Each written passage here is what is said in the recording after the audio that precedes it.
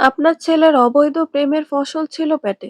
শুধু সেই অপরাধে 5 বছর আগে অপারেশন টেবিলে একটা জলজ্যান্ত মেয়েকে আপনি ইচ্ছাকৃতভাবে মেরে ফেলেছিলেন। চেম্বারের পিনপতন নীরবতা ভেঙে কথাগুলো যেন হাতুড়ির মতো আঘাত করল। ডাক্তার বাচ্চেদ চৌধুরীর হাত কেঁপে উঠল সামান্য। তিনি যে প্রেসক্রিপশনটা লিখছিলেন, কলমের খোঁচায় সেটা ছিঁড়ে গেল। এমন ভাবে তিনি নিজের চেয়ারটা থেকে লাফ দিয়ে উঠে দাঁড়ালেন, যেন ইলেকট্রিক শক খেয়েছেন। নাকের ডগা থেকে ভারী ফ্রেমের চশমাটা খুলে সশব্দে টেবিলে ছুরি দিয়ে বললেন, কি সব ফাজলামি মার্কা কথা বলছো তুমি? সাহস তো কম নয়। ডাক্তারের উল্টো দিকে চেয়ারে বসে থাকা যুবকটির নাম রিফাত। বয়স বড়জোর 25-26 হবে। শ্যামবর্ণের ছেলে। সাধারণ পোশাকে একেবারেই সাদামাটা, কিন্তু তার চেহারায় এমন এক শান্ত ভাব যা সচরাচর দেখা যায় না। বাছের চৌধুরীর এমন রাগ দেখো রিফাতের চোখের পলক পড়ল না। সে খুব স্বাভাবিক ও ধীর গলায় বলল, আমি তো মিথ্যে বলছি না ডাক্তার সাহেব। যদি আমার কথা মিথ্যে হতো, আপনি হুট করে এতটা উত্তেজিত হয়ে যেতেন না। ডাক্তারি পেশায় তো সব পরিস্থিতিতে নিজেকে শান্ত রাখাটাই নিয়ম, তাই না? কিন্তু আমার কথাটা আপনার সেই 5 বছর আগের গোপন পাপের ক্ষতটা খুঁচিয়ে দিয়েছে, তাই আর স্থির থাকতে পারলেন না। রিফাতের ঠান্ডা গলার স্বর বাসের চৌধুরীর স্নায়ুর ওপর চাপের সৃষ্টি করল। তিনি বুঝলেন, এই ছেলে সাধারণ কোনো রোগী নয়। নিজের কম্পন আড়াল করার আপ্রাণ চেষ্টা করে তিনি ধমকে উঠলেন, শাট আপ! তুমি একটা আস্ত পাগল, মানসিক বিকারগ্রস্ত। তোমার চিকিৎসা আমার দ্বারা সম্ভব না। এই মুহূর্তে আমার সামনে থেকে দূর হও। Get out! রিফাত কোনো তর্কে গেল না। ঠোঁটের কোণে খুব সূক্ষ্ম একটা হাসির রেখা ফুটিয়ে সে ধীরস্থিরভাবে উঠে দাঁড়ালো। তারপর এমন স্বাভাবিক ভঙ্গিতে চেম্বারের দরজা খুলে বেরিয়ে গেল, যেন ভেতরে কিছুই হয়নি, যেন সে আবহাওয়ার খোঁজখবর নিতে এসেছিল। রিফাত বেরিয়ে যেতে ডাক্তার বাসের চৌধুরী ধপ করে চেয়ারে বসে পড়লেন। শরীরটা যেন অবশ হয়ে আসছে। পৈশের এই হাড় কাঁপানো শীতেও তিনি অনুভব করলেন তার কপালে 2 পাশ বেয়ে ঘাম ঝরছে। হাত বাড়িয়ে টিস্যু বক্স থেকে টিস্যু নিতে গিয়ে দেখলেন হাতটা অনবরত কাঁপছে। বাইরে ওয়েটিং রুমে আর গুটি কয়েক রোগী বসে আছে। তাদের কোনো মতে বিদায় করতে পারলেই তিনি বাঁচেন। 5 বছর ধরে মাটির নিচে চাপা দিয়ে রাখা এক বিভীষিকা আজ আচমকা জ্যান্ত হয়ে সামনে এসে দাঁড়িয়েছে। বাসায় ফিরে ড্রয়িং রুমের সোফাটায় পাথরের মতো বসে রইলেন ডাক্তার বাসের চৌধুরী। বাইরের হাড় কাঁপানো শীত যেন আজ দেওয়াল ভেদ করে তার হাড়ের মজ্জায় পৌঁছে গেছে। মাথার ভেতরটা ভো ভো করছে। রিফাত নামের ওই ছেলেটার বলা প্রতিটি কথা বিষাক্ত তীরের মতো বিঁধে আছে মস্তিষ্কে। 25 বছরের ডাক্তারি জীবনে কত রক্ত দেখেছেন, কত মৃত্যু দেখেছেন, কিন্তু আজকের মতো এমন অসহায় কখনো লাগেনি। নিজের হাতে করা যে পাপ তিনি 5 বছর আগে অপারেশন থিয়েটারের বর্জ্যের ঝুড়িতে ফেলে দিয়ে এসেছিলেন, তা আজ এতটা জীবন্ত হয়ে ফিরে আসবে তা তিনি দুঃস্বপ্নেও ভাবেননি। মলি বেগম রান্নাঘর থেকে চা নিয়ে এসে স্বামীকে অমন বিধ্বস্ত অবস্থায় দেখে থমকে গেলেন। বাসেদের মুখটা ছাইবর্ণ হয়ে আছে, কপালে বিন্দু বিন্দু ঘাম। মলি দ্রুত চায়ের কাপটা টেবিলে রেখে পাশে বসে পড়লেন। আলতো করে স্বামীর কাঁধে হাত রেখে উদ্বিগ্ন গলায় বললেন, কি ব্যাপার? তোমাকে এমন দেখাচ্ছে কেন? ক্লিনিক থেকে ফেরার পর থেকেই তো দেখছি চুপচাপ বসে আছো। শরীর খারাপ লাগছে? বাসের চৌধুরী স্ত্রীর স্পর্শে চমকে উঠলেন। তারপর একটা দীর্ঘশ্বাস ফেললেন, যে দীর্ঘশ্বাসে লুকিয়েছিল গত 5 বছরের জমানো গ্লানি। তিনি কাঁপা কাঁপা গলায় বললেন, শরীর ঠিক আছে মলি, মনটা ভালো নেই। আচ্ছা, বিজয়, রিফা আর আমার নাতনি শিলা কই? বাড়িটা এত নিস্তব্ধ কেন? মলি একটু আশ্বস্ত হয়ে বললেন, ও, এই ব্যাপার? ওরা তো নিজের ঘরেই আছে। মা মেয়ে মিলে খুনসুটিতে ব্যস্ত। শিলার হাসির শব্দ পাওনি? দাঁড়াও, আমি ডাকছি ওদের। মলি উঠে গিয়ে রিফাকে ডাক দিলেন। কিছুক্ষণ পরে 8 মাস বয়সী ফুটফুটে মেয়ে শিলাকে কোলে নিয়ে রিফা ড্রয়িং রুমে এলো। রিফার পরনে হালকা নীল রঙের একটা জামা, মুখে স্নিগ্ধ হাসি। শ্বশুরকে দেখে সে বলল, বাবা, আপনি আমায় ডেকেছেন? বাসের চৌধুরী নাতনির দিকে তাকালেন। শিলা মায়ের কোলে হাত পা ছুটছে। বাসেদ হাত বাড়িয়ে দিয়ে বললেন, হ্যাঁ মা, দাদুভাইকে একটু আমার কোলে দাও তো। রিফা হাসি মুখে শিলাকে শ্বশুরের কোলে তুলে দিল। ঠিক সেই মুহূর্তে রিফার ফোনটা বেজে উঠল। সে বলল, বাবা, আপনারা গল্প করুন, আমি একটু ফোনটা ধরে আসি। রিফা ফোন কানে লাগিয়ে অন্য রুমে চলে গেল। ড্রয়িং রুমে এখন পিনপতন নীরবতা। বাসের চৌধুরী শিলাকে বুকের কাছে জড়িয়ে ধরে বসে আছেন। শিশুটি আপন মনে খেলছে। দাদু চশমাটা ধরার চেষ্টা করছে। এই নিষ্পাপ শিশুটির স্পর্শে বাসেদের বুকের ভেতরটা হাহাকার করে উঠল। তার চোখের সামনে ভেসে উঠল 5 বছর আগের সেই দৃশ্য। অপারেশন টেবিলের তীব্র আলো, আর রক্তে ভেসে যাওয়া আরেকটা নিথর দেহ। মলি বেগম স্বামীর মুখের দিকে তাকিয়ে আর থাকতে পারলেন না। তিনি পুনরায় জিজ্ঞেস করলেন, কি হয়েছে তোমার? সত্যি করে বলো তো। কোনো সিরিয়াস কেস ছিল আজ? বাসার নাতনির মাথায় হাত বুলোতে বুলোতে শূন্য দৃষ্টিতে তাকিয়ে রইলেন। তারপর আক্ষেপের সুরে বিড়বিড় করে বললেন, আচ্ছা মলি, ঐশীর মেয়েটা বেঁচে থাকলে এখন কত বড় হতো বলো তো? 5 বছর, তাই না? ঠিক এই শিলার মতোই তো আমার কোলে ঝাঁপিয়ে পড়তো। ঐশী নামটা শোনা মাত্রই মলি বেগমের হাত থেকে চায়ের কাপটা প্রায় পড়েই যাচ্ছিল। তিনি যেন ভূত দেখেছেন। মুখটা ফ্যাকাশে হয়ে গেল মুহূর্তে। এই নামটা এই বাড়িতে নিষিদ্ধ। গত 5 বছর ধরে কেউ ভুল করে এই নাম উচ্চারণ করেনি। মলি ভয়ার্ত গলায় ফিসফিস করে বললেন, তুমি তুমি হঠাৎ আজ এই পুরনো কথা তুলছো কেন? কি হয়েছে তোমার? বাসেত কোনো উত্তর দিলেন না। তার চোখের সামনে তখন অতীতে সে কালো অধ্যায় সিনেমার মতো ভাসছে। ঐশী ছিল বিজয়ের প্রথম প্রেম। ভার্সিটিতে পড়ার সময় ওদের পরিচয়। মেয়েটা ছিল বড্ড সাধারণ, নিম্নবিত্ত পরিবারের। বাসের চৌধুরীর মতো সম্ভ্রান্ত নামকরা ডাক্তার বাবার ছেলের সাথে ঐশীর সম্পর্ক মেনে নেওয়া ছিল তাদের আভিজাত্যের জন্য অপমানজনক। বাসেত সরাসরি জানিয়ে দিয়েছিলেন, এই মেয়েকে তিনি কোনোদিন মেনে নেবেন না। কিন্তু তারুণ্যের আবেগে অন্ধ বিজয় তখন বাবার অমতে ঐশীকে লুকিয়ে বিয়ে করে ফেলে। কিছুদিন সংসারও করে গোপনে। কিন্তু বিপত্তি বাধে যখন ঐশী সন্তান সম্ভব হয়। ততদিনে বিজয়ের মোহ কেটে গেছে। সে তখন অন্য এক বড়লোকের মেয়ের প্রেমে মগ্ন। ঐশীর অনাগত সন্তান বিজয়ের কাছে তখন বোঝা হয়ে দাঁড়ায়। সে অস্বীকার করে বসে সবকিছু। কিন্তু ঐশী নাছোড়বান্দা। সে তার সন্তানের অধিকার চায়। পরিস্থিতি যখন হাতের বাইরে চলে যাচ্ছিল, তখন বাসের চৌধুরী নিজে হাল ধরেন। তিনি ছেলেকে আশ্বস্ত করেন, সব ব্যবস্থা তিনি করবেন। ঐশীর চিকিৎসার ভার নেন বাসেত নিজেই। মেয়েটা বিশ্বাস করেছিল ডাক্তার শ্বশুরকে, কিন্তু সে জানতো না রক্ষকই ভক্ষক হতে চলেছে। ডেলিভারির দিন অপারেশন থিয়েটারে বাসের চৌধুরী এক জঘন্য সিদ্ধান্ত নেন। সমাজের চোখে সম্মান বাঁচাতে তিনি নিজের হাতে ঐশীর জরায়ের মূল ধমনী কেটে দেন।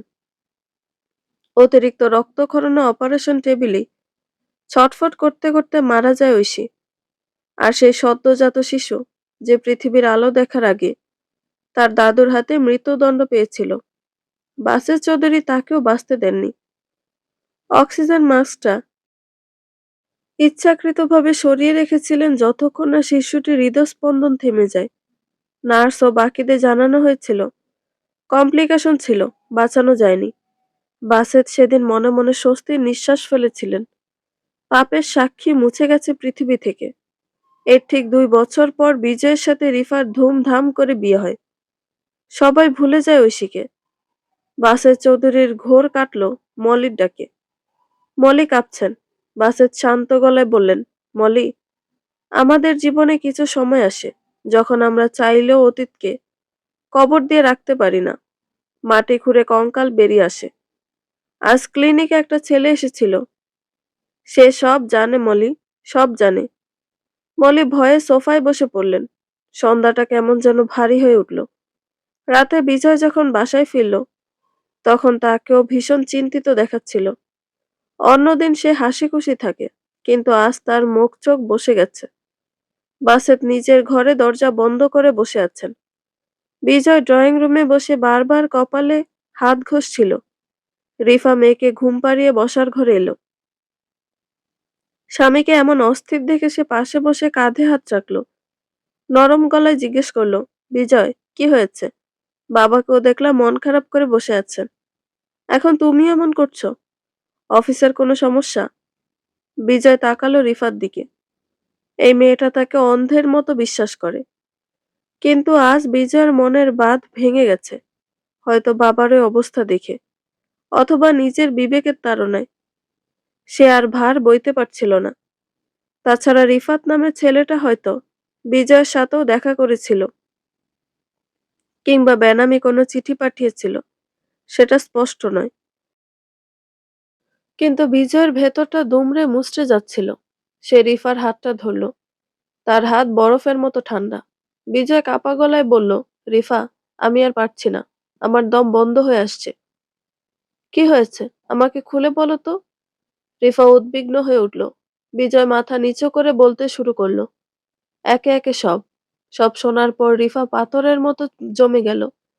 তার বিশ্বাসই হচ্ছিল না যে মানুষটার সাথে সে 3 বছর ধরে সংসার করছে, যার ঐরসে তার সন্তান হয়েছে, সে আসলে মানুষ নয়, একটা ছদ্মবেশী পিশাচ।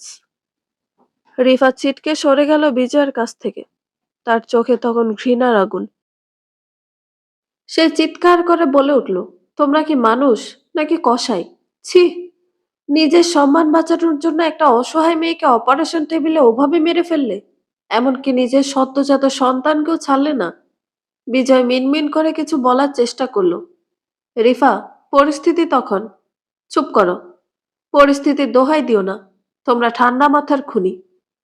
ডাক্তার নামের কলঙ্ক তোমার বাবা, আর তুমি একটা মেরুদণ্ডহীন কাপুরুষ। যে হাত দিয়ে তোমরা নিজের সন্তানকে খুন করেছ, সেই হাত দিয়ে আমার মেয়েকে স্পর্শ করবে না। বিজয় মাথা নিচু করে রইল। রিফার এক মুহূর্ত দেরি করল না। সে দ্রুত পায়ে বেডরুমে গিয়ে ঘুমন্ত শিলাকে কোলে তুলে নিল। আলমারি থেকে নিজের কিছু দরকারি জিনিস আর শিলার কাপড় ব্যাগে ভরে নিল। বিজয় দৌড়ে এলো। রিফা, এত রাতে কোথায় যাবে? যেও না প্লিজ, আমাকে বোঝার চেষ্টা করো। রিফা দরজার সামনে দাঁড়িয়ে ঘৃণা মিশ্রিত দৃষ্টিতে তাকালো। বলল, তোমার মতো খুনির সাথে এক ছাদের নিচে থাকার চেয়ে রাস্তায় থাকা অনেক বেশি সম্মানের। আমি আমার মেয়েকে নিয়ে চললাম। এই অভিশপ্ত বাড়ির ছায়া যেন আর কোনোদিন আমার মেয়ের ওপর না পড়ে। রিফা বেরিয়ে গেল। বিজয় স্থবির হয়ে দাঁড়িয়ে রইল। বাইরে তখন গভীর রাত। কুয়াশায় ঢেকে আছে চারপাশ। কিন্তু এই বাড়ির ভেতরের অন্ধকার যেন বাইরের অন্ধকারের চেয়েও 1000 গুণ বেশি গাঢ়।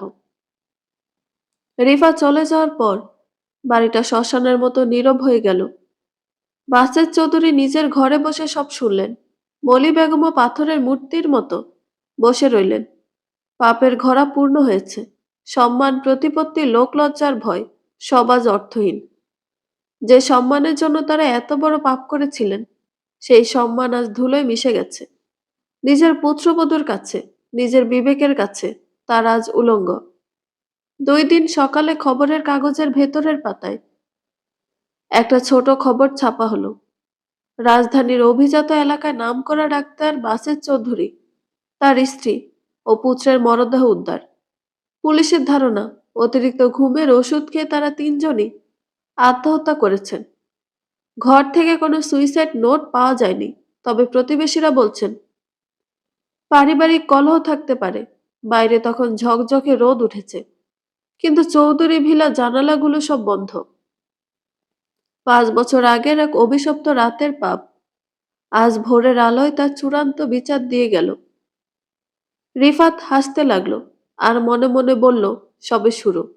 সকালের 1 কাপ ধোয়া ওঠা কফি হাতে নিয়ে খবরের কাগজে চোখ রাখতে গোয়েন্দা বিভাগের তরুণ অফিসার আসিফের হাত কেঁপে উঠল। প্রথম পাতায় বড় বড় অক্ষরে ছাপা খবরটা দেখে তার চোখ কপালে ওঠার দশা। রাজধানীর বিশিষ্ট চিকিৎসক ডাক্তার বাসের চৌধুরী, তার স্ত্রী ও একমাত্র পুত্রের রহস্যজনক আত্মহত্যা। আসিফ কিছুতেই বিশ্বাস করতে পারছে না। মাত্র 1 সপ্তাহ, হ্যাঁ, ঠিক 1 সপ্তাহ আগেই তো সে তার ছোট মামাকে নিয়ে ডাক্তার বাসেদের চেম্বারে গিয়েছিল। মামার প্রেশারটা একটু হাই ছিল। ডাক্তার বাসেদ কি সুন্দর হাসি মুখে কথা বললেন, মামাকে অভয় দিলেন। এমনকি আসিফের সাথেও দেশের বর্তমান পরিস্থিতি নিয়ে খানিকক্ষণ রসিকতা করলেন। সেই প্রাণবন্ত মানুষটি সপরিবারে আত্মহত্যা করেছেন, তা আবার স্ত্রী আর যুবক ছেলেকে নিয়ে। এটা কি করে সম্ভব? মানুষের মনের ভেতর কি এতটাই অন্ধকার লুকিয়ে থাকতে পারে, যা বাইরে থেকে এক বিন্দু বোঝা যায় না? ভাবনার মাঝেই পকেটের ফোনটা বেজে উঠল।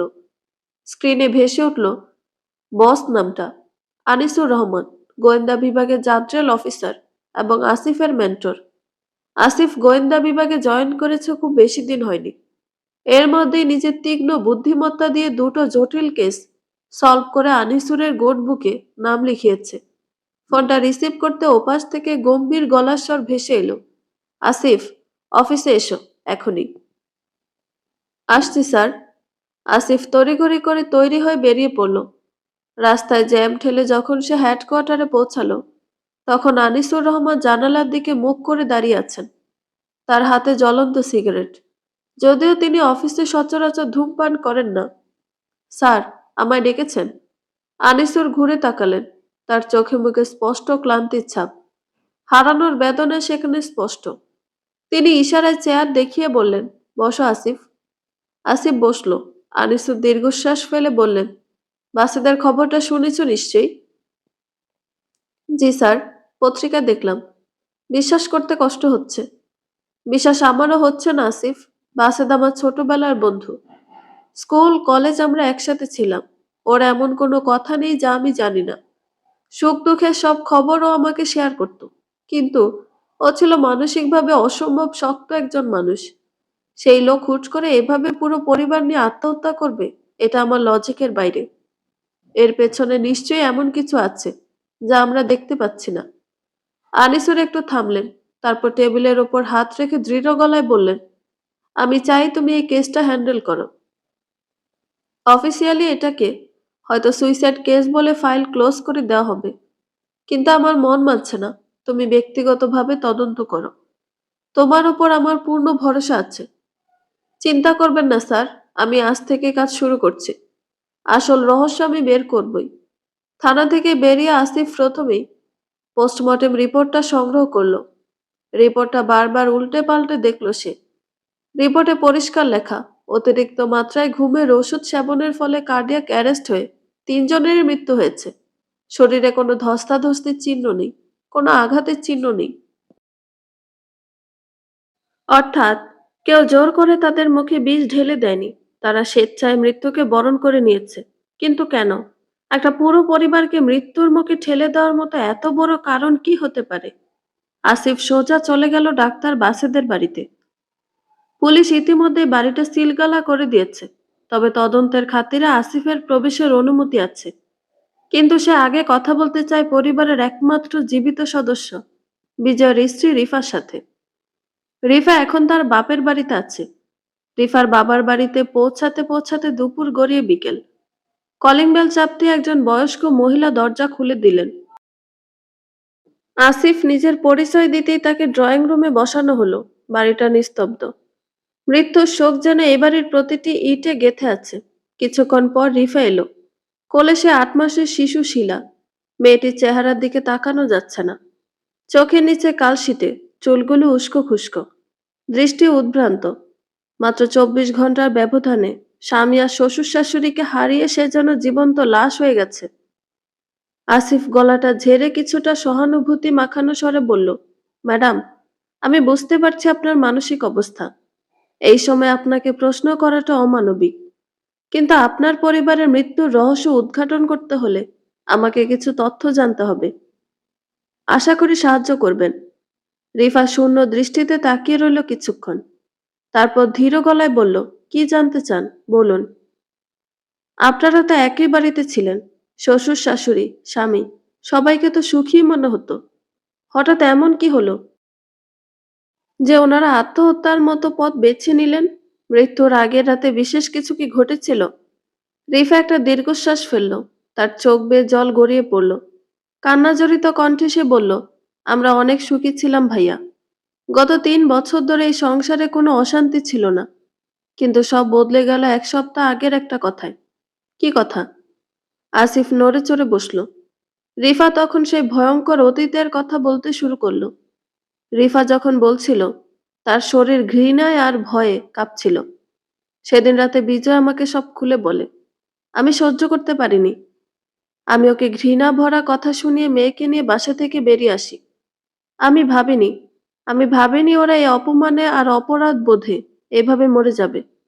রিফার কথা শেষ হলে আসিফ স্তব্ধ হয়ে বসে রইল কিছুক্ষণ। ডাক্তার বাসের চৌধুরীর মতো একজন সম্মানিত মানুষ, যিনি শত শত মানুষের জীবন বাঁচিয়েছেন, তিনি নিজের নাতনির বয়সী একটা ভ্রূণ আর এক অসহায় মাকে নিজের হাতে খুন করেছিলেন। পৃথিবীর আলো দেখার আগে নিজের রক্তকে হত্যা করেছিলেন। গল্পটা শিউরে ওঠার মতো।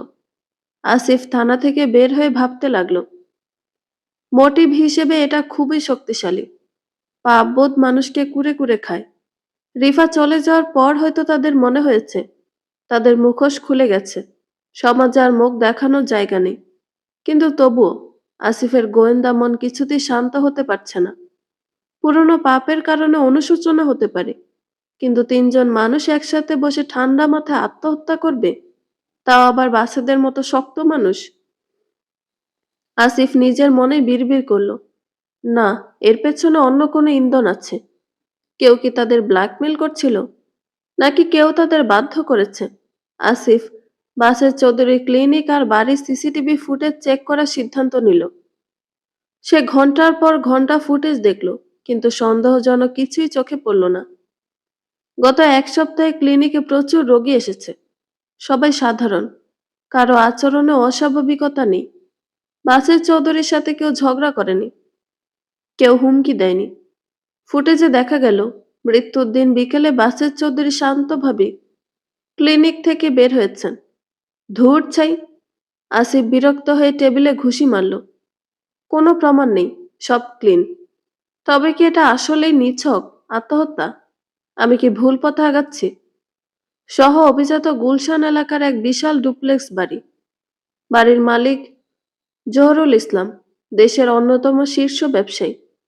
সিমেন্ট, রড থেকে শুরু করে টেক্সটাইল সব খাতেই তার বিচরণ। জীবনে প্রচুর পরিশ্রম করে আজকের এই সাম্রাজ্য গড়ে তুলেছেন। বয়স এখন 60-এর কোঠায়। শরীরটা আর আগের মতো ধকল নিতে পারে না, তাই সিদ্ধান্ত নিয়েছেন সব ব্যবসা এবার বিদেশ ফেরত ছেলের হাতে বুঝিয়ে দিয়ে অবসরে যাবেন। শেষ বয়সটা নাতি নাতনিদের নিয়ে আরামেই কাটাবেন। বিকেল বেলা, শীতের মিষ্টি রোদ উঠোনের সবুজ ঘাসে ছড়িয়ে পড়েছে। জহুরুল সাহেব ব্যাটের চেয়ারে বসে আয়াস করে ধপাস ধপাস করে চায়ের কাপে চুমুক দিচ্ছেন আর সান্ধ্যাকালীন পত্রিকা পড়ছেন। পত্রিকার পাতায় বাসের চৌধুরীর আত্মহত্যার খবরটা তিনিও দেখেছেন। মাথা নেড়ে চুকচুক করে শব্দ করলেন, মানুষের মনে সুখ নেই, বুঝলে? এত টাকা পয়সা থেকেও শান্তি নেই। এমন সময় বাড়ির প্রধান দারোয়ান গেট থেকে দৌড়ে এসে বলল, স্যার, আসসালামু আলাইকুম। ওয়ালাইকুম আসসালাম। কি ব্যাপার? স্যার, গেটে একটা ইয়াং ছেলে দাঁড়িয়ে আছে, আপনার সাথে দেখা করতে চায়। দেখা করতে চায়? অ্যাপয়েন্টমেন্ট আছে? না স্যার, বলল খুব জরুরি ব্যক্তিগত কথা আছে, আপনাকে নাকি একাই বলতে চায়।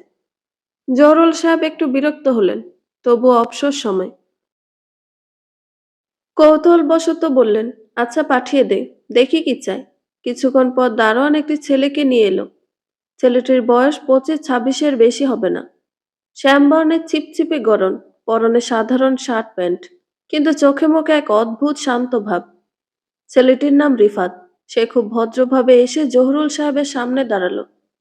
বিনীতা হাসি হেসে বলল, আসসালামু আলাইকুম আঙ্কেল। ওয়ালাইকুম আসসালাম, বসো বাবা। রিফাত সামনের চেয়ারটায় বসলো। জহুরুল সাহেব চশমাটা নাকের ডগায় নামিয়ে জিজ্ঞেস করলেন, তা বাবা, তোমার পরিচয়? আর কি দরকারে এসেছো আমার কাছে? চাকরির জন্য? রিফাত মাথা নিচু করে একটু হাসলো। তারপর খুব ধীরস্থিরভাবে বলল, না আঙ্কেল, আমি চাকরির জন্য আসিনি। আমি এসেছি আপনাকে একটা পুরনো গল্পের কথা মনে করিয়ে দিতে। আমি আপনার একটা গোপন কথা জানি। জহুরুল সাহেবের হাতের চায়ের কাপটা একটু নড়ে উঠল। তিনি পেপারটা পাশে রেখে ভ্রু কুঁচকে তাকালেন রিফাতের দিকে। ছেলেটার গলার স্বরে কোনো হুমকি নেই, কিন্তু কথার ধরনটা কেমন যেন হাড় হিম করা। গোপন কথা? কি সব বাজে বাজে বলছো? কি জানো তুমি? রিফাত এবার সরাসরি জহুরুল সাহেবের চোখের দিকে তাকালো। তার দৃষ্টি এখন আর বিনীত নয়, বরং শিকারের মতো তীক্ষ্ণ। আমি জানি আজ থেকে ঠিক 20 বছর আগে আপনি কিভাবে এই বিশাল সাম্রাজ্যের মালিক হয়েছিলেন। সবাই জানে আপনার দাদা হার্ট অ্যাটাকে মারা গিয়েছিলেন, কিন্তু আসল সত্যটা হলো আপনি তাকে মেরেছিলেন। জহুরুল সাহেবের মুখটা মুহূর্তেই ফ্যাকাশ হয়ে গেল। তিনি তোতলামি করে বলে উঠলেন, কি কি বলছো তুমি? এসব মিথ্যা কথা। আমার দাদা যান অসুস্থ ছিলেন। রিফাত তাকে থামিয়ে দিয়ে শান্ত গলায় বলে চলল, অসুস্থ ছিলেন ঠিকই, কিন্তু মারা যাওয়ার মতো অসুস্থ ছিলেন না।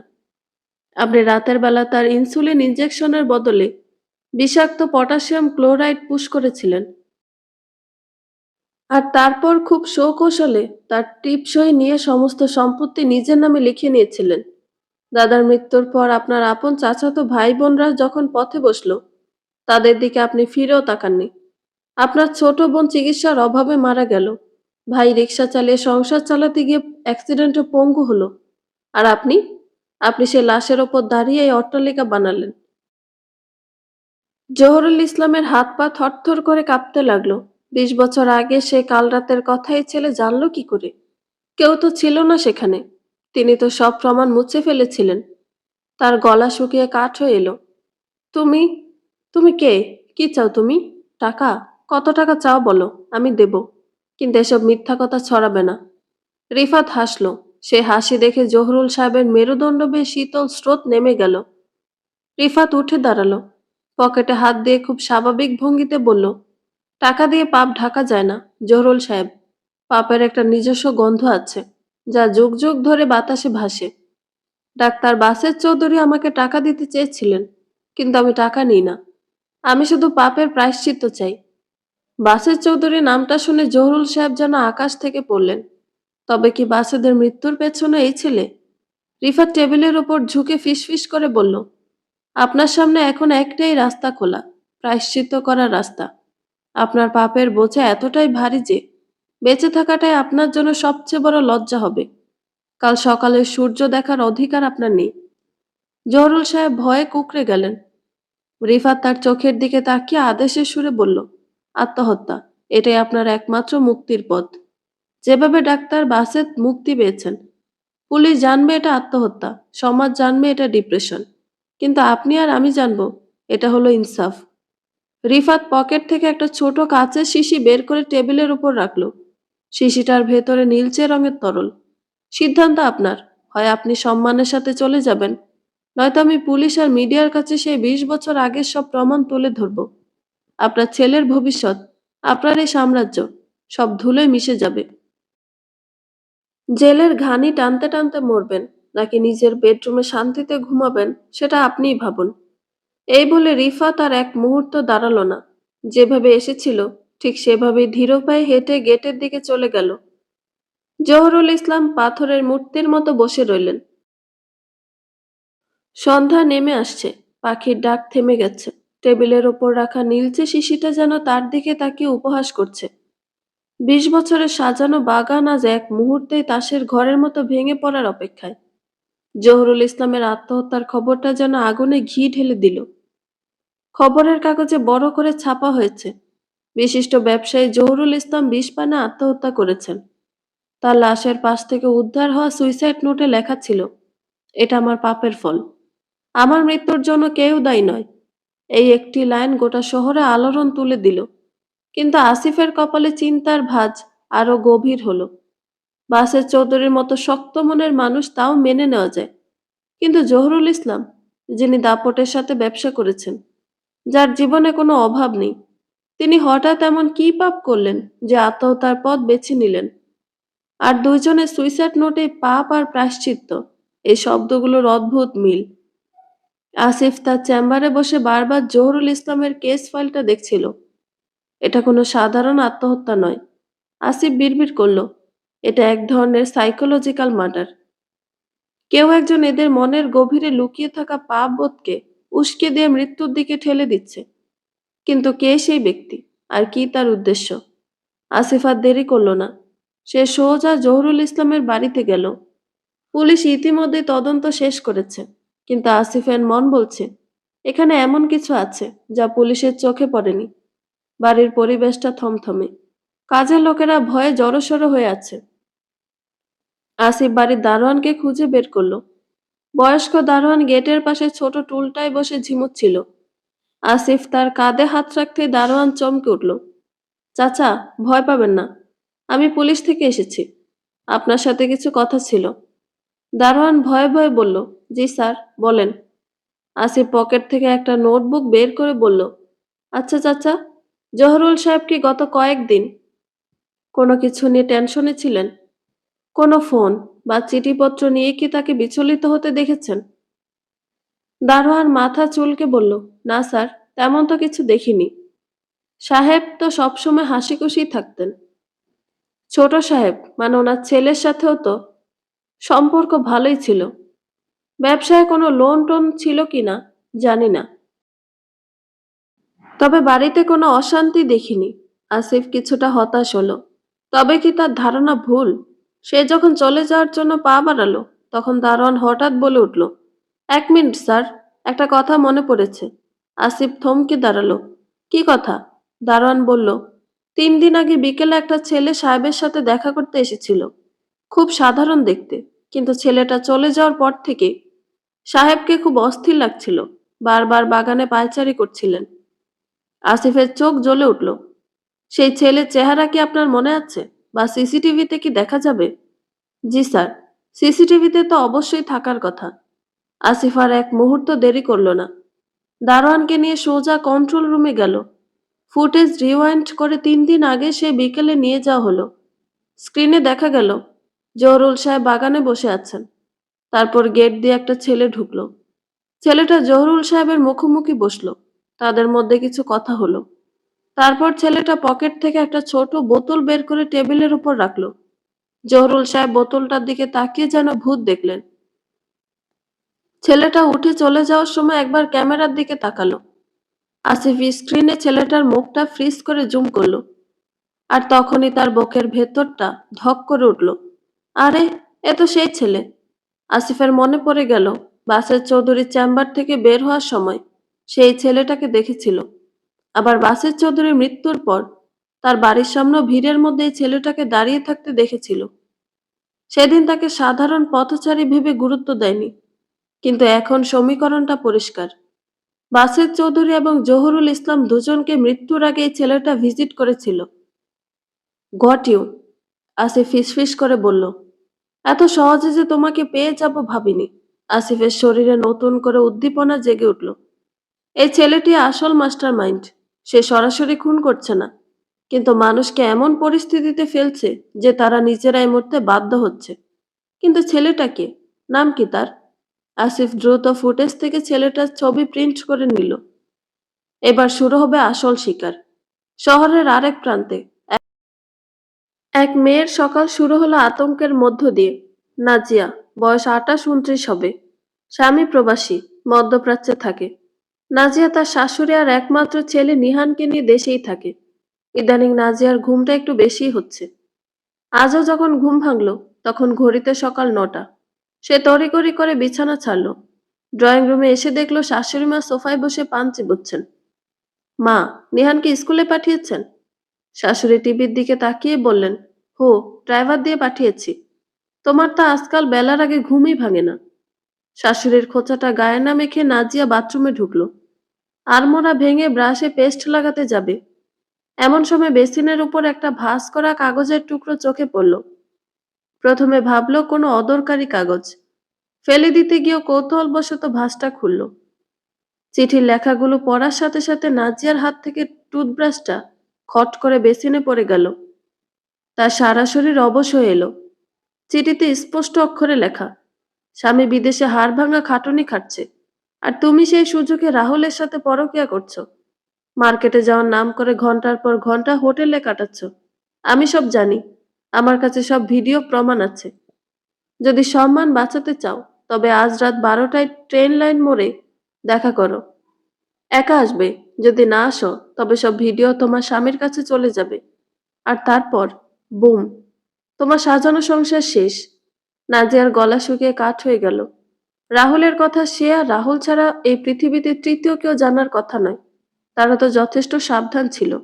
তবে কি রাহুলই? না, রাহুল কেন করবে? সে তো নাজিয়াকে ভালোবাসে। তাহলে এই চিঠি কে রাখলো? শাশুড়ি? না, অসম্ভব। তিনি তো মূর্খ মানুষ, রিডিং এ পড়তে জানেন না। তাছাড়া এই চিঠির ভাষা কোনো শিক্ষিত লোকের। কিন্তু চিঠিটা বাথরুমে এলো কি করে?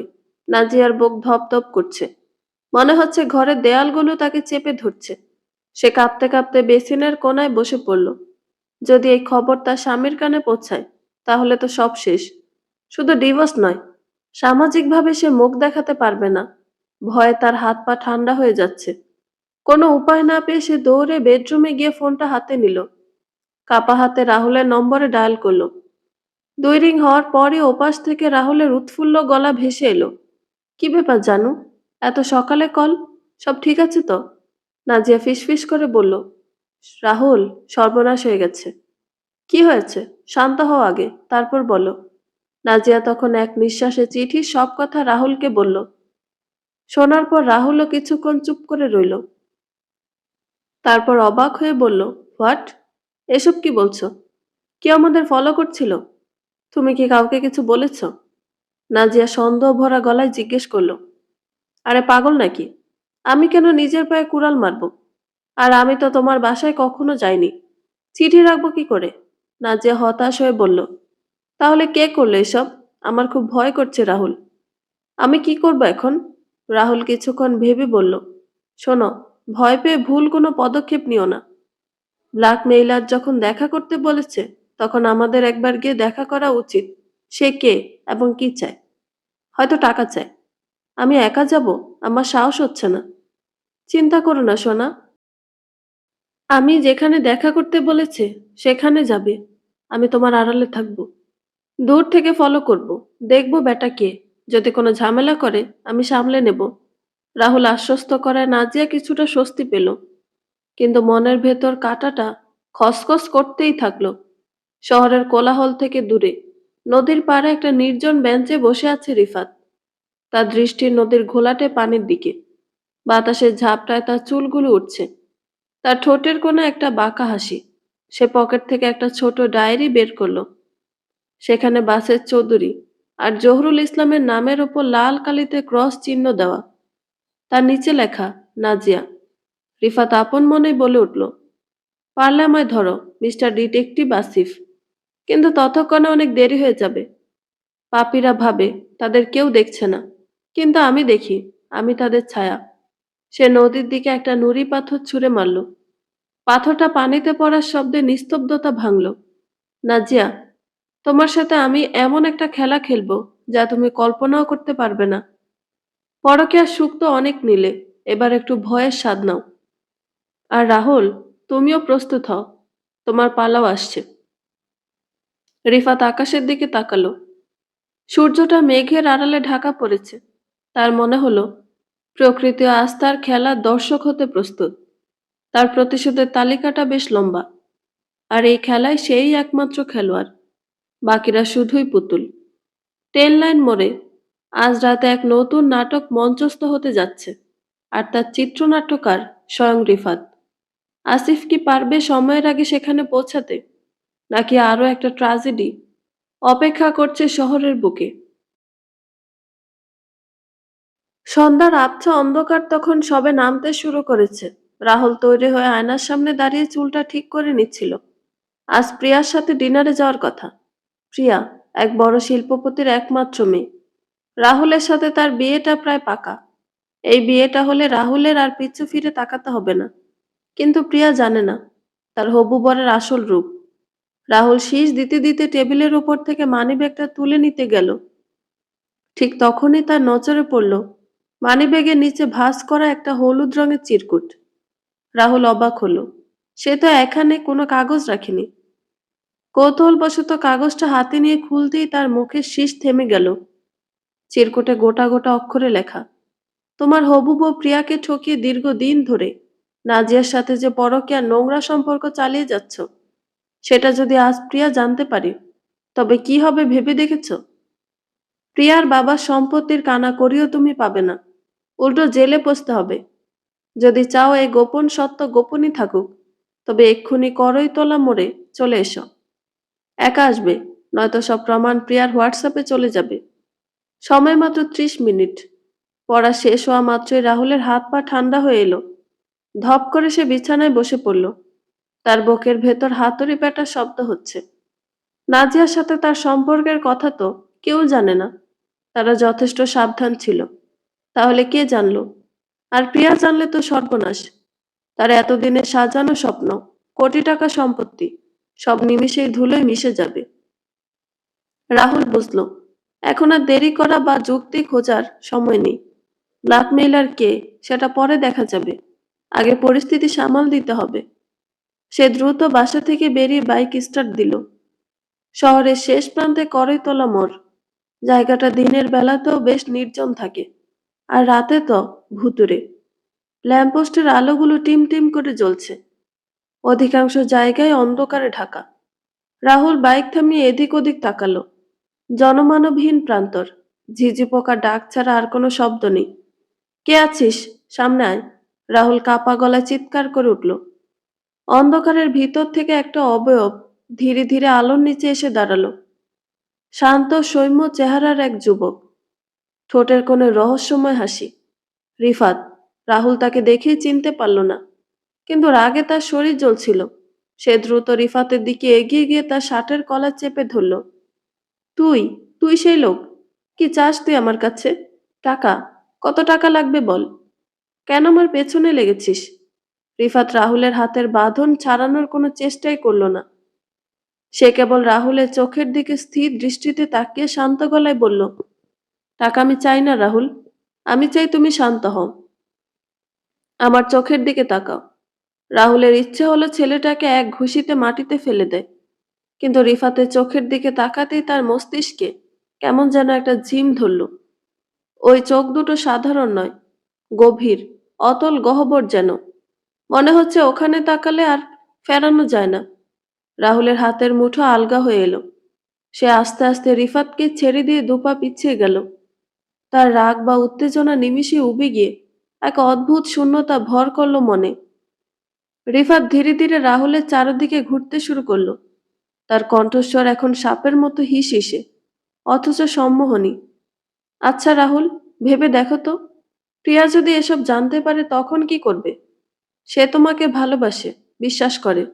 যখন জানবে তুমি দিনের পর দিন তাকে ঠকিয়েছ, নাজিয়া শরীরের সাথে খেলেছ, তখন সে কি ভাববে? সে তোমাকে বিশ্বাসঘাতক বলবে, থুতু ছিটাবে তোমার মুখে, সমাজ তোমাকে ধিক্কার দেবে। তুমি কি সে অপমান সহ্য করতে পারবে? রাহুল পুতুলের মতো দাঁড়িয়ে রইল। তার মনে হলো রিফাতের কথাই সত্য। অপমান? ছি, প্রিয়া তাকে ঘৃণা করবে। এই চিন্তাটা তার মগজে গেঁথে যেতে লাগলো। রিফাত কানের কাছে ফিসফিস করে বলল, তার চেয়ে ভালো নয় কি সব জানার আগে নিজেকে শেষ করে দেওয়া? গোপন পাপ গোপনই থাকুক, কেউ জানবে না তোমার নোংরামি। সবাই জানবে তুমি ডিপ্রেশনে মারা গেছো। প্রিয়া তোমাকে ভালো মানুষ ভেবেই তোমার জন্য কাঁদবে। তোমার সম্মান বেঁচে যাবে। রাহুলের চোখ দিয়ে জল গড়িয়ে পড়ল। সে বিড়বিড় করে বলতে লাগলো, আমি পাপী, আমি প্রিয়াকে ঠকিয়েছি। আমার বেঁচে থাকার অধিকার নেই। আমি মরতে চাই। আমি মরতে চাই। রিফাত পকেট থেকে একটা নীল রঙের ছোট বোতল বের করে রাহুলের হাতে ধরিয়ে দিল। মুখে সেই পৈশাচিক হাসি। এই নাও তোমার মুক্তি। এক ফোঁটাতেই সব জ্বালা শেষ। রাহুল কোনো কিছু চিন্তা করল না। তার হিতাহিত জ্ঞান তখন শূন্য। রিফাতের সম্মোহনে সে এতটাই আচ্ছন্ন যে মৃত্যুই তার কাছে একমাত্র সমাধান মনে হলো। সে বোতলের ছিপি খুলে এক নিঃশ্বাসে পুরোটা বিষ গলায় ঢেলে দিল। বিষ পেটে যাওয়ার কয়েক সেকেন্ডের মধ্যেই রাহুলের শরীরটা ঝাঁকুনি দিয়ে উঠল। গলার ভেতরটা জ্বলে যাচ্ছে। সে মাটিতে লুটিয়ে পড়ল। ঠিক সেই মুহূর্তে সম্মোহন কেটে গেল। রাহুল বুঝতে পারল সে কি ভুল করেছে। সে বাঁচতে চায়। সে হাত বাড়িয়ে রিফাতের পা ধরার চেষ্টা করলো। গলা দিয়ে ঘুঙানি বের হচ্ছে। বাঁচাও আমাকে। রিফাত পা সরিয়ে নিয়ে নিচু হয়ে রাহুলের মুখের দিকে তাকালো। তোমাদের মতো পাপীদের এভাবেই মরা উচিত, যারা সমাজে ভদ্রতার মুখোশ পরে গোপনে মানুষের বিশ্বাস নিয়ে খেলে। তাদের এই পৃথিবীর আলো দেখার অধিকার নেই। রাহুল মাটিতে ছটফট করতে করতে একসময় নিথর হয়ে গেল। তার খোলা চোখ দুটো আকাশের দিকে তাকিয়ে রইল, যেন শেষবারের মতো ক্ষমা চাইছে। রাত 12টা বাজে। নাজিয়া ট্রেন লাইন মোড়ের এক কোণে তার গাড়ির ভেতর বসে আছে। ভয়ে তার হাত পা কাঁপছে। রাহুল ফোন ধরছে না। মেসেজের রিপ্লাই দিচ্ছে না। এদিকে ব্ল্যাকমেলারের দেওয়া সময় পার হয়ে যাচ্ছে। উপায় না দেখে সে নিজেই চলে এসেছে। রাস্তাটা একেবারে ফাঁকা। দূরে একটা কুকুর ডাকছে। নাজিয়া স্টিয়ারিং এ মাথা ঠেকিয়ে বসে আছে। হঠাৎ গাড়ির কাছে টোক্কা পড়ার শব্দে সে চমকে উঠল।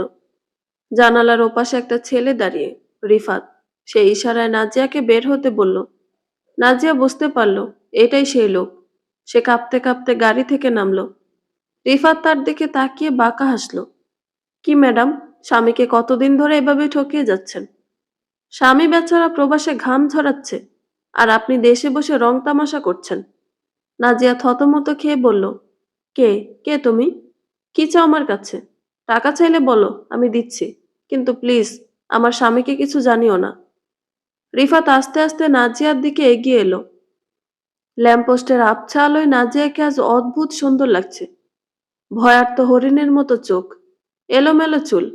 রিফাতের এতদিনের সংযম আজ যেন বাঁধ মানতে চাইছে না।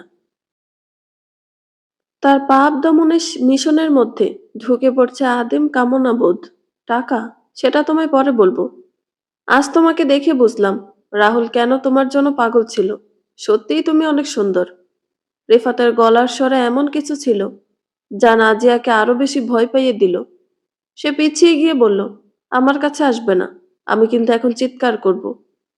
রিফাত আরো এক ধাপ এগিয়ে এসে নাজিয়ার চোখের দিকে তাকালো। চিৎকার করলে আমার ক্ষতি নেই সুন্দরী, ক্ষতি তোমার। পুলিশ আসবে, লোক জড়ো হবে, সবাই জানবে তুমি এত রাতে এখানে কেন এসেছো। এখন হয়তো বেঁচে যাবে, কিন্তু স্বামীর সংসার, সমাজ, সেটা কি বাঁচাতে পারবে? নাজিয়া অসহায় হয়ে বলল, তাহলে কি চাও বলো, আমি সেটাই তোমাকে দেব। প্লিজ আমাকে যেতে দাও। রিফাত এবার একেবারে নাজিয়ার সামনে এসে দাঁড়ালো।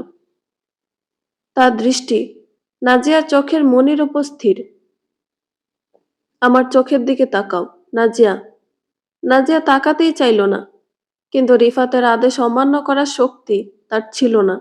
সে তাকালো, আর তাকানোর সাথে সাথে তার চারপাশটা ঝাপসা হয়ে এলো।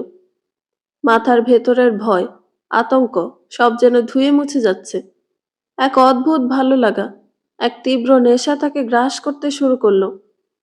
রিফাত নাজিয়ার হাত ধরে রাস্তার পাশে হাঁটাতে লাগলো।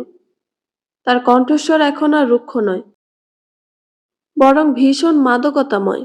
তোমার পাপের শাস্তি আজ তোমাকে দেওয়ার কথা ছিল, কিন্তু না, আমার তোমাকে খুব ভালোবাসতে ইচ্ছে করছে।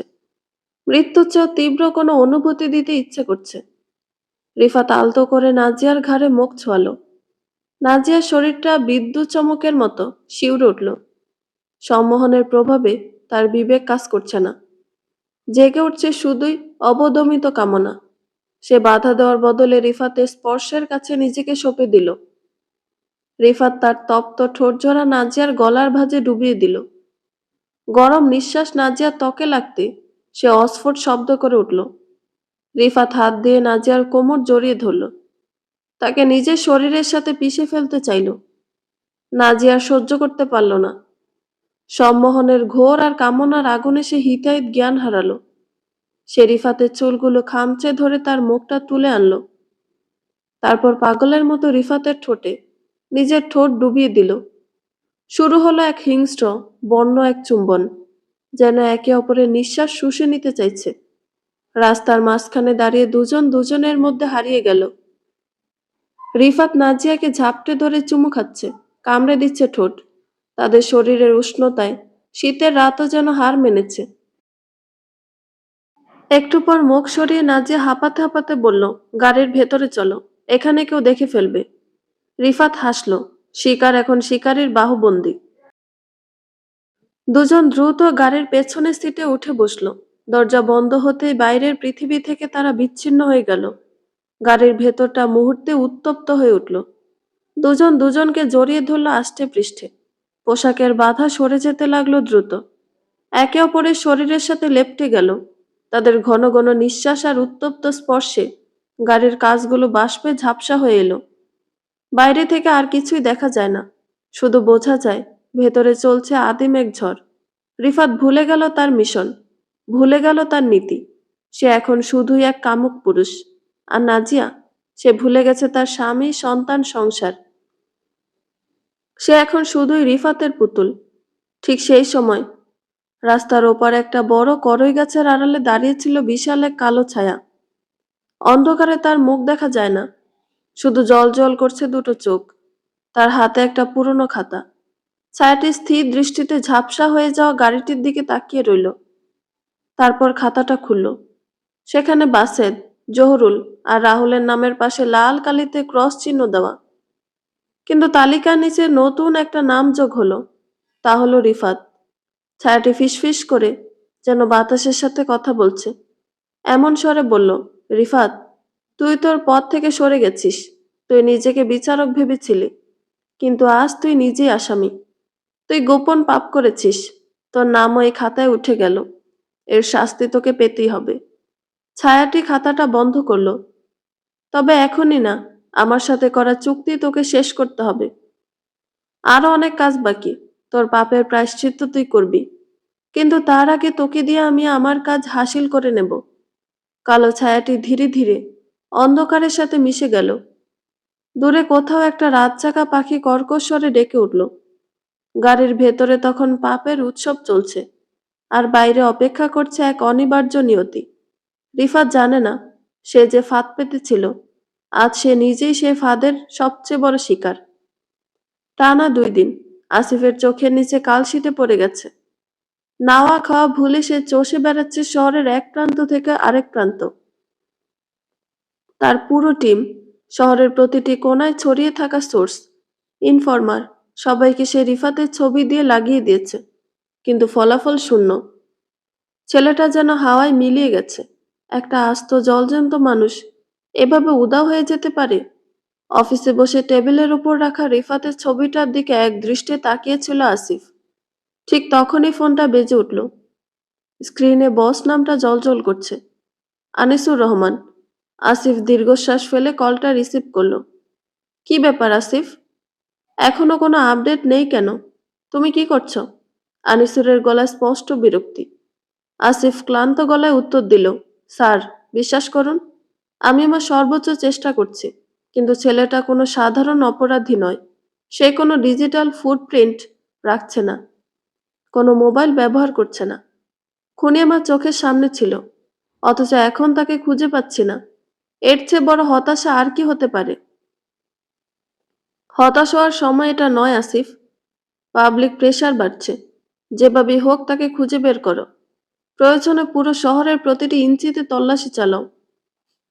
ফোনটা রাখতে ওয়্যারলেসে খবর এলো, করইতলা মোড়ে আরো একটা লাশ পাওয়া গেছে। আসিফ আর এক মুহূর্ত দেরি করল না। গাড়ি নিয়ে সোজা ঘটনাস্থলে ছুটল। ঘটনাস্থলে পৌঁছে আসিফ দেখল পুলিশ কর্ডন করে রেখেছে জায়গাটা।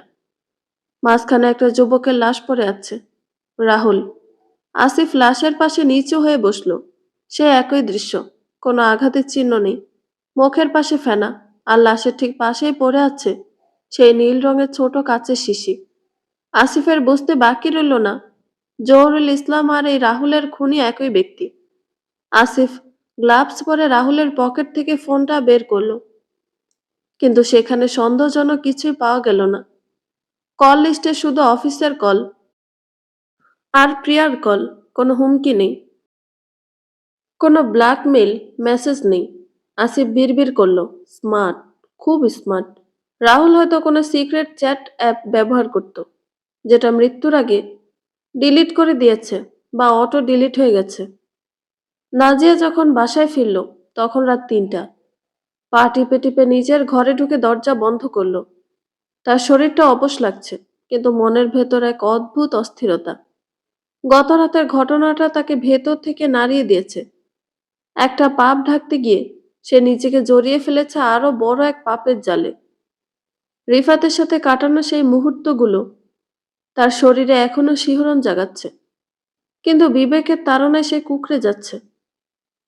পরদিন সকালে রাহুলের আত্মহত্যার খবরটা তার কানে এলো। খবরটা শোনার পর নাজিয়ার হাত থেকে চায়ের কাপটা পড়ে টুকরো টুকরো হয়ে গেল। রাহুল, তার দীর্ঘদিনের গোপন প্রেমিক, সে এভাবে আত্মহত্যা করলো কেন? তবে কি সেও রিফাতের শিকার? নাজিয়ার শির দ্বারা বেয়ে ঠান্ডা স্রোত নামল। সে বুঝতে পারল রিফাত কোনো সাধারণ মানুষ নয়, সে এক ভয়ঙ্কর শিকারী।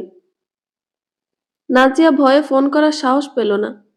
যদি পুলিশ তার কল ট্রেস করে, যদি সব ফাঁস হয়ে যায়, তার চেয়ে চুপ থাকাই শ্রেয়।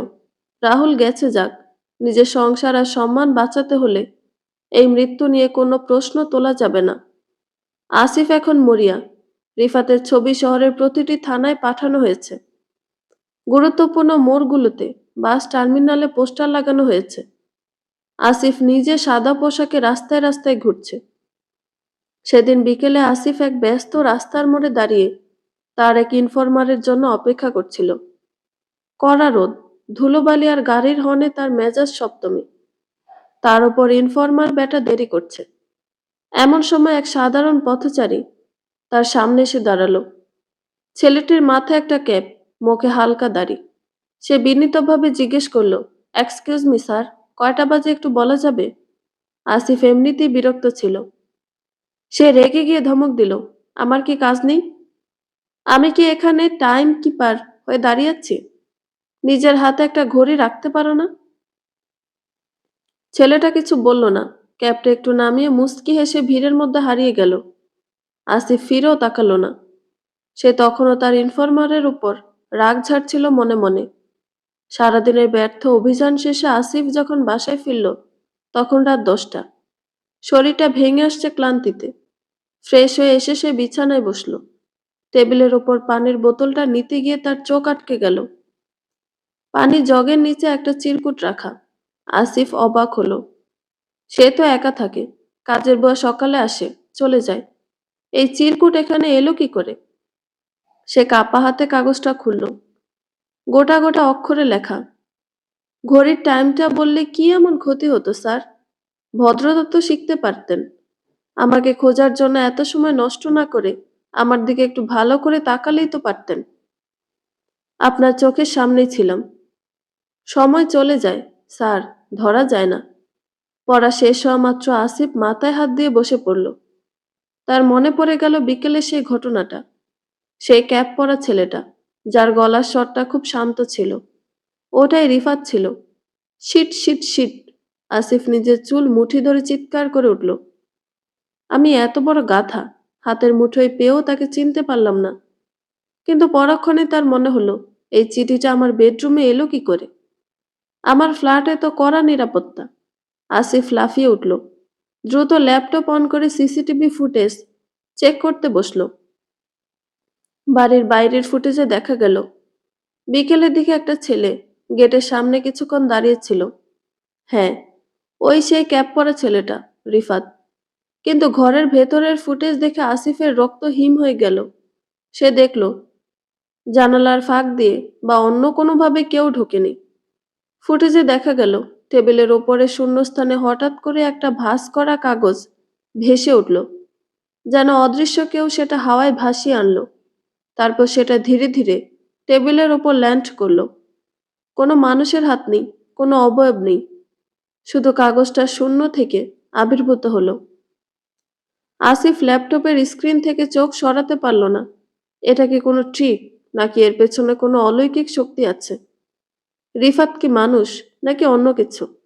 একজন গোয়েন্দা হিসেবে আসিফ বিজ্ঞানে বিশ্বাসী, কিন্তু নিজের চোখে দেখা এই দৃশ্য তার যুক্তির ভিত নাড়িয়ে দিল। 2 দিন কেটে গেছে। রাত 12টা। শহরের কোলাহল থেমে গেছে। ট্রেন লাইন মোড়ের পাশের জঙ্গলটা এখন নিঝুম। সেখানে একটা ঝোপের আড়ালে নাজিয়ার গাড়িটা পার্ক করা। নাজিয়া স্টিয়ারিং এ হাত রেখে অপেক্ষা করছে। তার পরনে কালো রঙের সালোয়ার কামিজ, ওড়নাটা গলার 2 পাশে আলগা করে রাখা। রাহুলের মৃত্যুর পর প্রথম প্রথম ভয় পেল। এখন নাজিয়ার মন বদলে গেছে। সে নিজেকে বুঝিয়েছে, রাহুল দুর্বল ছিল, তাই মরেছে। আমি কেন মরব? জীবনটা তো উপভোগ করার জন্য। আর রিফাতের ওই বুনো পৌরুষ, ওকে সম্মোহনী ক্ষমতা তাকে পাগল করে দিয়েছে। সে এখন আর রিফাতকে ভয় পায় না, বরং তার জন্য অধীর আগ্রহে অপেক্ষা করে। রাহুলের চেয়ে রিফাতের সাথে কাটানো সে উত্তপ্ত মুহূর্তগুলো তাকে অনেক বেশি সুখ দিয়েছে। হঠাৎ প্যাসেঞ্জার সাইডের দরজা খুলল রিফাত। মুখে সেই পরিচিত বাঁকা হাসি। সে কিছু না বলে গাড়িতে উঠে বসল। নাজিয়া এক মুহূর্ত দেরি করল না। সে ড্রাইভিং সিট থেকে উঠে পেছনের সিটে চলে এলো। রিফাতও এলো। নাজিয়া কোনো কথা না বলে সোজা রিফাতের কোলের উপর উঠে বসলো। রিফাতের দুই উরুর মাঝখানে নিজে জায়গা করে নিয়ে সে তার গলার দুই পাশ দিয়ে হাত জড়িয়ে ধরল। রিফাত নাজিয়ার কোমরে হাত রেখে তাকে নিজের কাছে টেনে নিল। নাজিয়া রিফাতের কপালে কপাল ঠেকে ফিসফিস করে বলল, রাহুলের আগে এলে না কেন? বলো তো, তাহলে তো জীবনটা অন্যরকম হতো। রিফাত নাজিয়ার চোখের দিকে তাকিয়ে বলল, তখন তো তোমাকে দেখিনি সুন্দরী, দেখলে কি আর দেরি করতাম? নাজিয়া আহ্লাদী ভঙ্গিতে রিফাতের নাকে একটা কামড় দিল। ওহ, দুষ্টু, দেখলে না কেন? এখন বুঝতে পারছি, কম বয়সী ছেলের সাথে করার মজাটাই আলাদা। তোমাদের রক্তে আগুন থাকে। এই বলে নাজিয়া রিফাতের সারা মুখে ছোট ছোট চুমু দিতে লাগলো।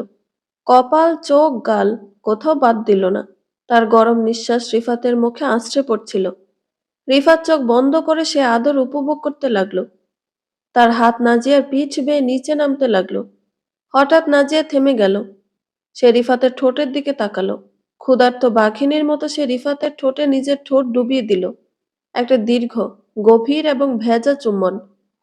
দুজনের জীব একে অপরের সাথে খেলায় মেতে উঠল। নাজিয়া রিফাতের চুল খামচে ধরে তাকে আরো কাছে, আরো নিবিড়ভাবে পেতে চাইল। রিফাতও কম গেল না। সে নাজিয়ার ওড়নাটা একটানে সরিয়ে দিল। নাজিয়ার কামিজের নিচ দিয়ে হাত ঢুকিয়ে দিল তার পিঠের নগ্ন ত্বকে। নাজিয়া শিউরে উঠে রিফাতের বুকে মাথা ঘষতে লাগলো। গাড়ির ভেতরটা তখন কামনার বাষ্পে ভারী হয়ে উঠেছে। বাইরের পৃথিবীর কোনো অস্তিত্ব তাদের কাছে নেই। তারা একে অপরের শরীরের ভাঁজে ভাঁজে সুখ খুঁজতে ব্যস্ত। পাপবোধ, অনুশোচনা, ওসব এখন তাদের স্পর্শ করতে পারে না। তারা এখন শুধুই দুটো তৃষ্ণার্ত শরীর। গাড়ির ঠিক বাইরে জঙ্গলের অন্ধকারে মিশে দাঁড়িয়েছিল সেই বিশাল কালো ছায়া। তার চোখ দুটো জ্বলছে।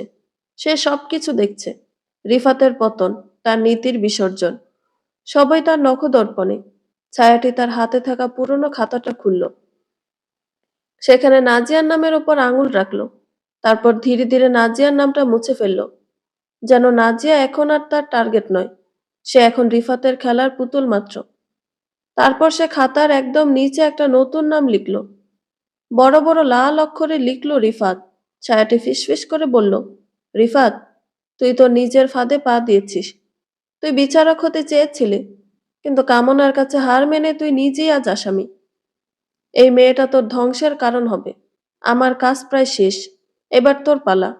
গাড়ির ভেতরে যখন উত্তাল কামনার ঝড় বইছে, বাইরে তখন ছায়াটি খাতা বন্ধ করে হাওয়ায় মিলিয়ে গেল। রিফাত জানল না তার আয়ু আর বেশি দিন নেই।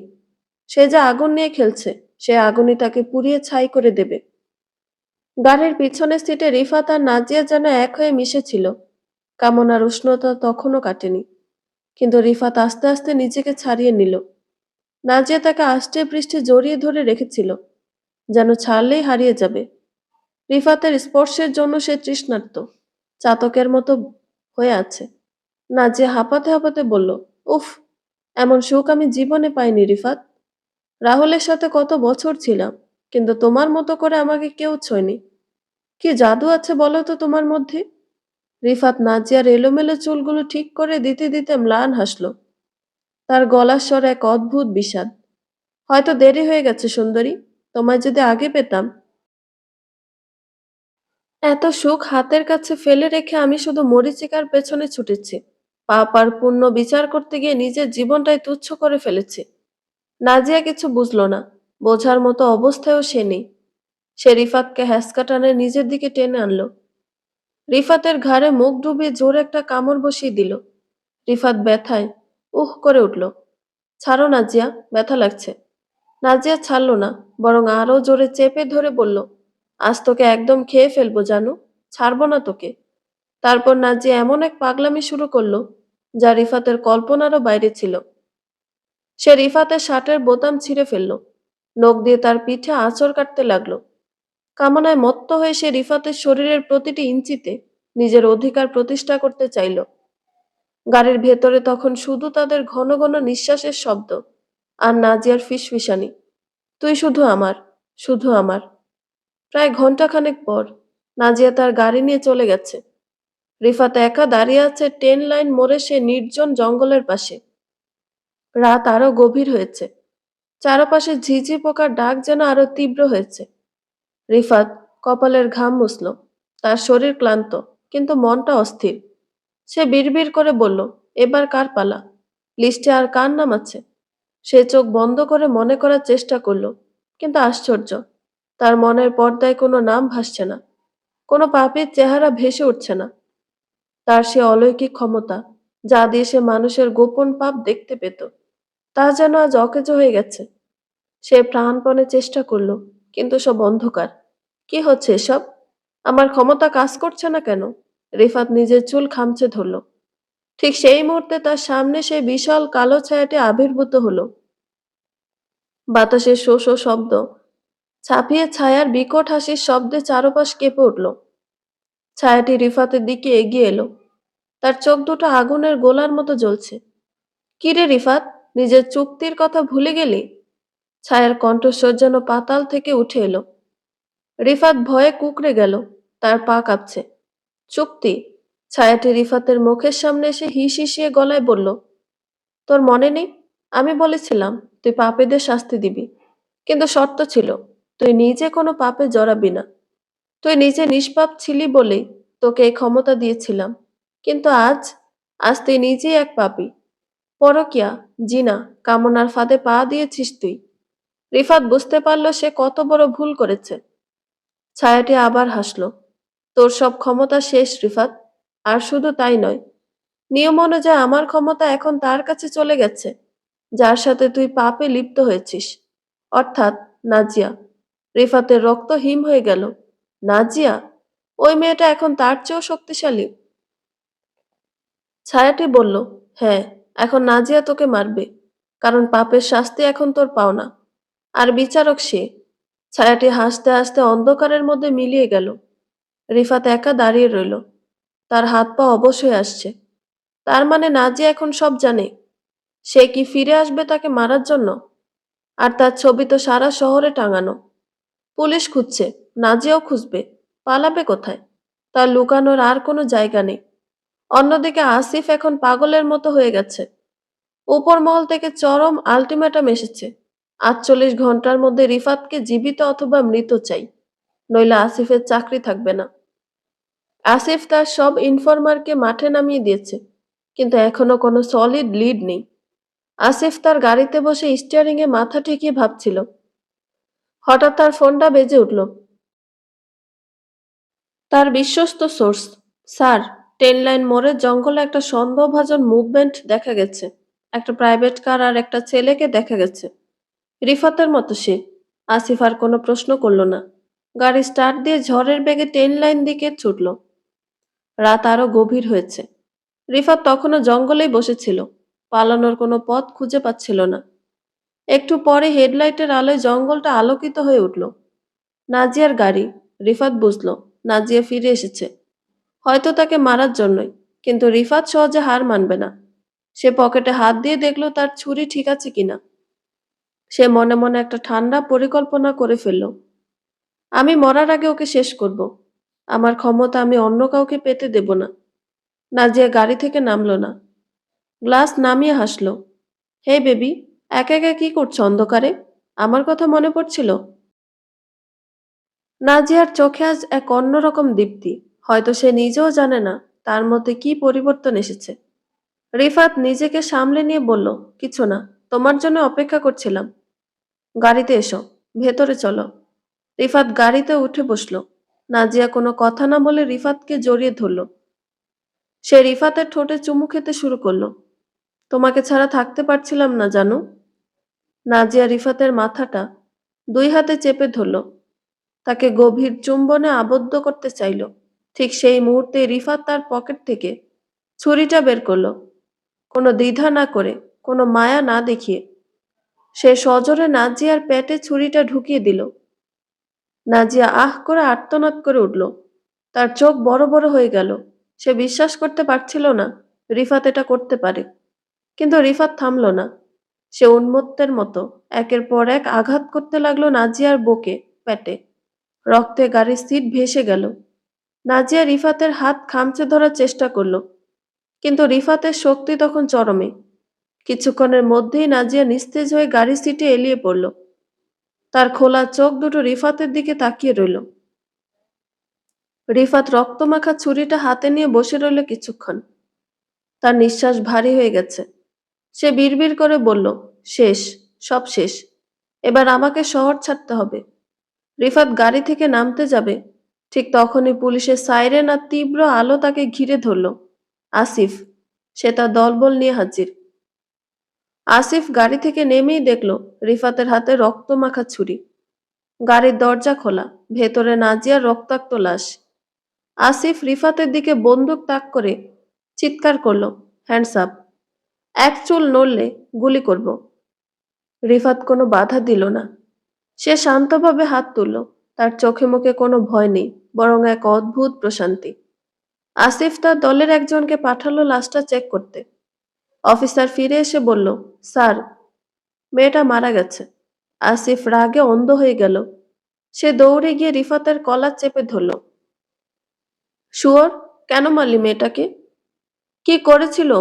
আসিফ রিফাতকে টেনে হিস্টে পুলিশের ভ্যানে তুলল।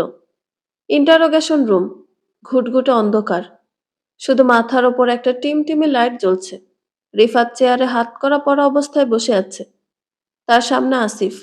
আসিফ টেবিলে জোরে থাপ্পড় মেরে বলল, বল, এসব কেন করেছিস?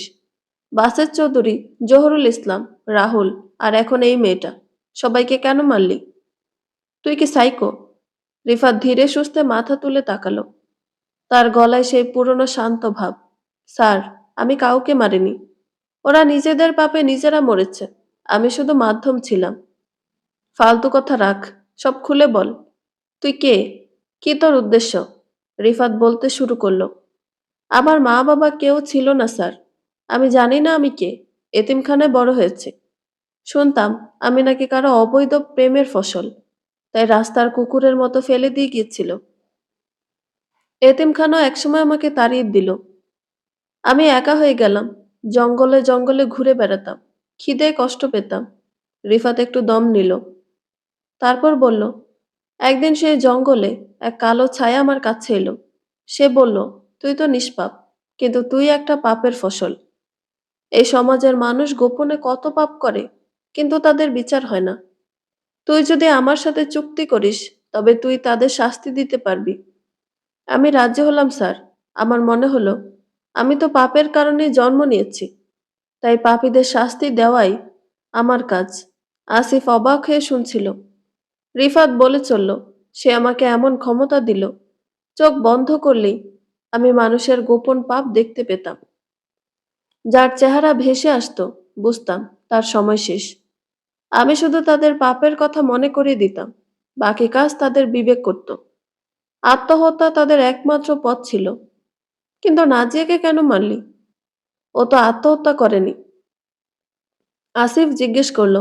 রিফাত ম্লান হাসল। কারণ আমি ভুল করেছিলাম স্যার। আমি নিজে পাপে জড়িয়ে পড়েছিলাম। নাজিয়ার সাথে ওই নিষিদ্ধ সম্পর্কে জড়ানোর পর আমার ক্ষমতা চলে গিয়েছিল। ছায়া বলেছিল, যার সাথে পাপ করব, ক্ষমতা তার কাছে চলে যাবে। নাজিয়া বেঁচে থাকলে সে আমাকে মারত, আরো অনেককে মারত। তাই আমি তাকে মেরেছি, যেন এই অভিশপ্ত ক্ষমতা আর কেউ না পায়। আসিফ কিছুক্ষণ চুপ করে রইল। ছেলেটা কি পাগল, নাকি সত্যি বলছে? কিন্তু সিসিটিভি সেই ভুতুরে চিঠি, রিফাতের অদৃশ্য হওয়ার ক্ষমতা, সবকিছুই তো অলৌকিক। রিফাত দীর্ঘশ্বাস ফেলল। একটা বিষয় উপলব্ধি করলাম স্যার। পাপের শাস্তি একমাত্র সৃষ্টিকর্তাই দিতে পারেন। আমি মানুষ হয়ে বিচারক হতে চেয়েছিলাম, কিন্তু আমি নিজেই সবচেয়ে বড় পাপী হয়ে গেছি। তাই আমি সব শাস্তির জন্য প্রস্তুত। আসিফ জবানবন্দি রেকর্ড করে নিল। Case solved. খুনি ধরা পড়েছে, মোটিভ পরিষ্কার। অন্তত পুলিশের খাতায় সাইকোপ্যাথ সিরিয়াল কিলার। আসিফ উঠে দাঁড়ালো। সে দরজার দিকে পা বাড়ালো। ঠিক তখন রিফাত পেছন থেকে ডেকে উঠল, স্যার, একটা কথা। আসিফ ফিরে তাকালো। রিফাত হাসছে। সেই রহস্যময় হাসি। আপনার স্ত্রী, যাকে আপনি নিরাপত্তা দোহাই দিয়ে শহর থেকে দূরে গ্রামের বাড়িতে রেখেছেন, আপনি কিন্তু তার দ্বিতীয় স্বামী, তাই না? আসিফ থমকে গেল। তার বুকের ভেতরটা ধক করে উঠল। এই কথা তো কেউ জানে না, রিফাত বলে চলল। আপনার স্ত্রীর প্রথম স্বামী যে হঠাৎ নিখোঁজ হয়ে গিয়েছিল, তাকে কিন্তু আপনিই মেরেছিলেন, খুব সাবধানে, যাতে কেউ সন্দেহ না করে। এমনকি আপনার স্ত্রীও জানে না তার প্রথম স্বামী কিভাবে মারা গেল। আপনি তাকে পাওয়ার জন্য খুন করেছিলেন। আসিফের হাত পা ঠান্ডা হয়ে এলো। তার গলা দিয়ে কোনো শব্দ বের হলো না। রিফাত চেয়ারে হেলান দিয়ে হাসতে হাসতে বলল, তাহলে স্যার, এই গোপন পাপের শাস্তি কি করে হবে? বিচারক যখন নিজে আসামি, তখন বিচার করবে কে? আসিফ দরজার হ্যান্ডেল ধরে পাথরের মতো দাঁড়িয়ে রইল। রিফাতের হাসির শব্দ তার কানে বাজতে লাগলো। সে খুনি ধরেছে ঠিকই, কিন্তু সে কি সত্যিই জিতল, নাকি রিফাতের কথাই সত্য? আমরা সবাই কোনো না কোনো গোপন পাপের অংশীদার, আর সে পাপের ছায়া একদিন না একদিন আমাদের গ্রাস করবেই। ইন্টারোগেশন রুমের লাইটটা হঠাৎ দপ করে নিভে গেল। অন্ধকারের মধ্যে শুধু রিফাতের হাসির শব্দ আর আসিফের ভয়ার্ত নিঃশ্বাস শোনা গেল। বন্ধুরা, গল্পটি ভালো লেগে থাকলে একটা লাইক করে দিবেন, এবং গল্প সম্পর্কে কোনো মতামত জানানোর থাকলে কমেন্ট করতে পারেন। নতুন নতুন আরো গল্প শোনার জন্য চ্যানেলটি সাবস্ক্রাইব করে পাশেই থাকবেন। ধন্যবাদ সবাইকে। ভালো থাকবেন।